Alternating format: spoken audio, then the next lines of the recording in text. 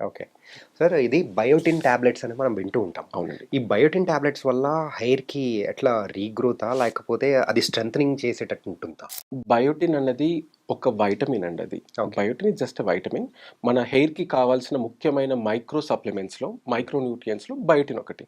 Generally మన డైట్‌లో nutritious diet అయితే గనుక, బ్యాలెన్స్ డైట్ అయితే గనుక మనకు బై డిఫాల్ట్ డైట్‌లో వచ్చేస్తుంది. వెజిటేరియన్ అయినా, నాన్ వెజిటేరియన్ అయినప్పుడు. హ్మ్. బట్ జనరల్లీ మన డైట్ బ్యాలెన్స్ డైట్ కానప్పుడు, మేజర్‌గా ఇప్పుడున్న లైఫ్ స్టైల్‌లో జంక్ ఫుడ్ మీద డిపెండ్ అయి ఉంటాం. మనం పెద్దగా వర్క్ చేయకపోయినా, ఇంట్లో ఫ్రీ టైమ్ ఉన్నా కూడా ఫ్యామిలీస్ కూడా వీకెండ్ బయటికెళ్ళిపోయి తినే అలవాటు వచ్చేసింది. యాహ్! సో, ఈ టైంలో మనకేంటంటే న్యూట్రిషియస్ ఫుడ్ అనేది దొరకడం కష్టంగా ఉంది. హ్మ్. దానివల్ల హెయిర్ ఫాల్ కానివ్వండి, ఫేస్ పాడవడం కానివ్వండి, బాడీకి సరిపోయేంత స్ట్రెంత్ లేకపోవడం గాని వస్తున్నాయి.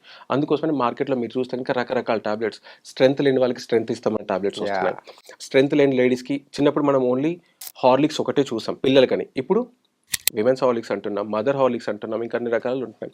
అండ్ పెద్ద ఏజ్ వచ్చినాక మేల్‌కి కూడా రకరకాల టాబ్లెట్ ఫార్మ్స్ వస్తున్నాయి. అట్లానే హెయిర్‌కి సంబంధించి హెయిర్ గ్రోత్‌ని హెల్ప్ చేసేది బయోటిన్. అది డైట్‌లో ఉంటే గనుక చక్కగా సరిపోతుంది. ఏ టాబ్లెట్ అక్కర్లేదు. ఎప్పుడైతే డైట్‌లో మనకు కావాల్సిన న్యూట్రియంట్స్ మిస్ అయిపోతాయో, బయోటిన్ సప్లిమెంటేషన్ టాబ్లెట్ తీసుకున్నప్పుడు అది హెయిర్ గ్రోత్‌కి హెల్ప్ చేస్తుంది మనకి.